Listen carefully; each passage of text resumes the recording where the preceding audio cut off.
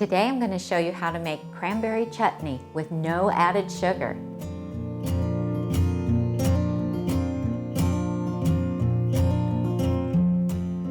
Hi everyone, and welcome to my kitchen. I'm Tammy, the creator of the blog and this YouTube channel called Nutmeg Notebook. And this is where I share with you all about a whole food, plant-based lifestyle. So today I'm going to share with you a cranberry chutney recipe. So this is an old family favorite, and I had to revise it because we no longer use refined sugar, and so I had to come up with a new way to make it but still have it turn out deliciously sweet. So I'll show you my secret to that. Now this recipe also happened to debut in the fall issue of the 2020 Health Science magazine. So I'm very excited to share it with you today. It's delicious. Now, what do you use chutney on? Well, it's great at a holiday meal to put on your plate alongside your green beans, your Brussels sprouts, and your mashed potatoes and your lentil loaf. It just has that nice, wonderful flavor that just goes with the fall season. Or, you know, Christmas or January, you can still be eating cranberry chutney. In fact, I like it. I can eat it all year long. It's delicious on top of your oatmeal, your hot oatmeal in the morning, or maybe you like to make the overnight oats and where you layer, instead of doing fruit, do some cranberry chutney. It's great on top of pancakes or waffles. Or if you make my pumpkin spice muffins or my banana oat muffins, you can cut those in half, warm them up a little bit, and then spread some chutney on them, and it's super delicious. I also like it inside of a Japanese sweet potato or just a garnet yam, either hot or cold. It's really yummy. So what do we have? What's it going to be made from? You're going to need an apple. It can be any kind of apple, but I do suggest that you use a sweet one because we're using fresh cranberries and those are very tart on their own. So you can use a Pink Lady, an Envy, whatever you have that is a nice sweet apple. And we're just going to use one apple. So I have already peeled the apple and I cored it with this handy little apple core, and then I just used my chef's knife to cut those slices into about 1/4 inch thick. And then I'm going to be using my Vidalia chopper for this because it makes everything consistent in size, and that's what I really want. Very easy to use. It comes with 3 different size blades, and I'm just using kind of the medium size here. And you can see the apples peeled, cored, and then just cut into like 1/4 inch slices. Very easy to use.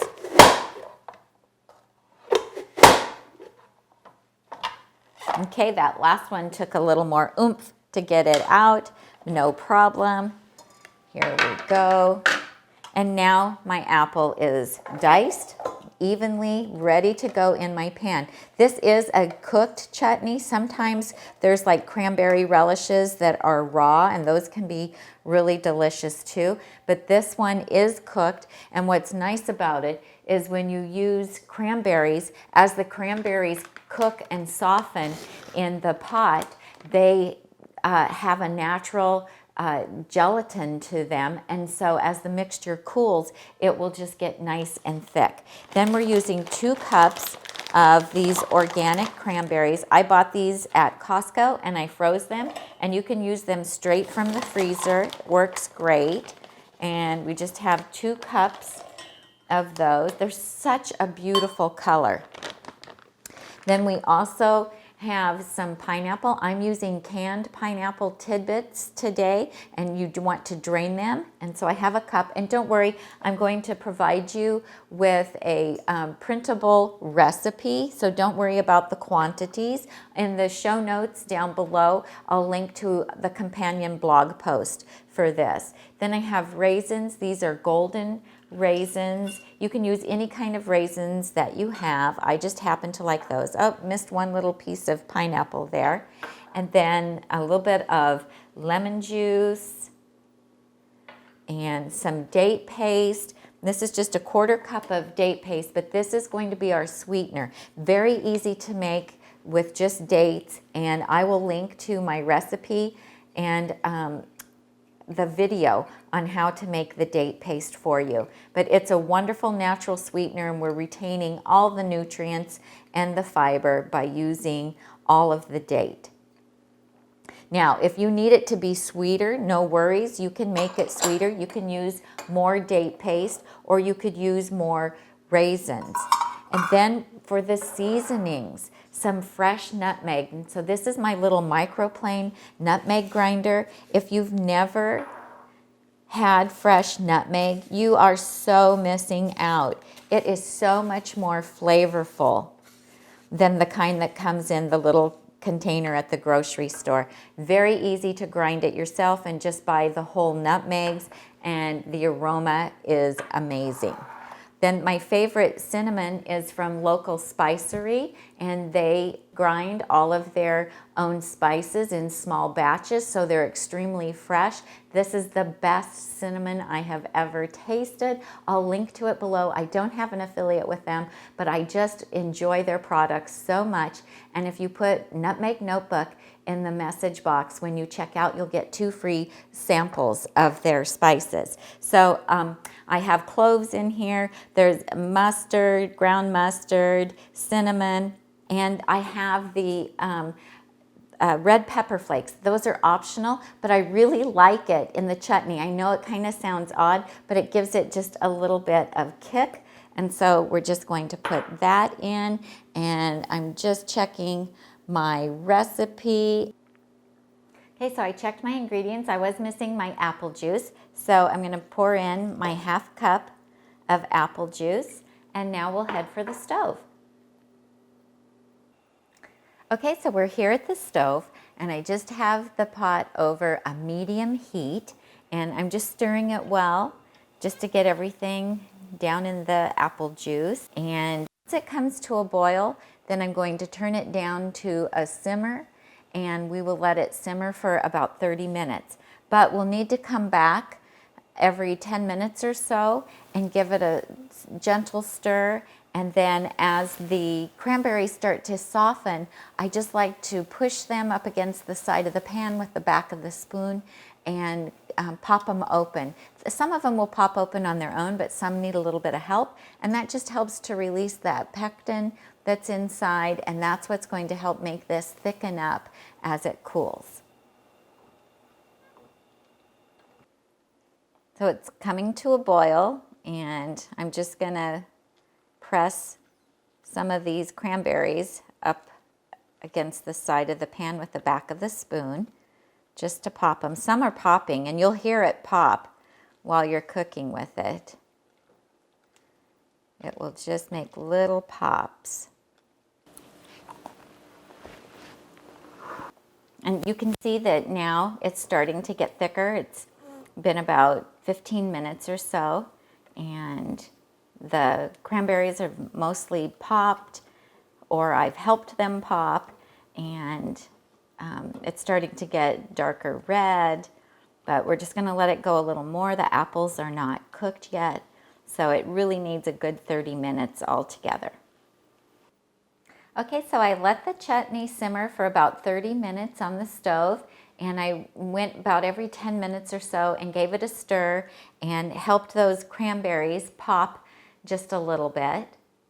So this is what it looks like. You can see it's still hot and steamy, but everything's well cooked and it's ready to refrigerate. Okay, so for storing it in the refrigerator, I like to use these ball jars, and I can link to these down below the show notes. I have them on my Amazon page. And then I bought the plastic lids, but you can use the metal lids if you prefer, but I just like the ease of the plastic lids. And then it's really cute if you want to give this as gifts for the holidays. That's kind of fun. You can just tie some twine around it and put a little gift tag on it, and it makes it really cute.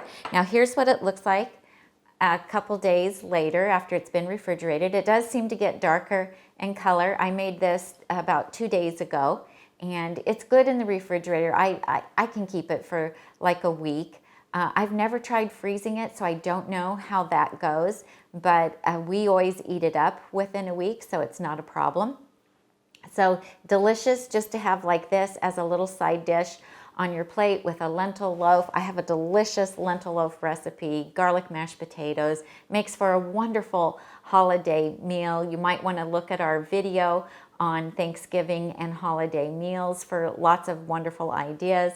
Like I said before, you can put this on top of your oatmeal. You can layer this with some non-dairy yogurt and some no-oil granola and make a beautiful little breakfast parfait. You can take one of my muffins and cut it open and spread some of the chutney on it.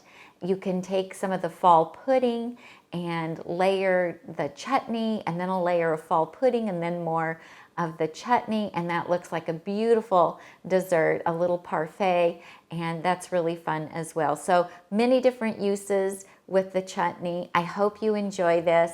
If you liked this recipe, please give me a thumbs up. Subscribe to my channel if you haven't already. Click on that bell icon next to the subscribe tab. That will ensure that you will get notifications whenever I put a new video up or when I go live. Check in on Sundays at 4 p.m. for the live show with Tom and Tami, where we share either a topic about whole food plant-based or do a Q&A, or we might even interview someone in the plant world who would be interesting for you to listen to. So thank you so much for joining me. I'm Tami, and I help you get healthy and stay healthy, one meal at a time. Bye-bye.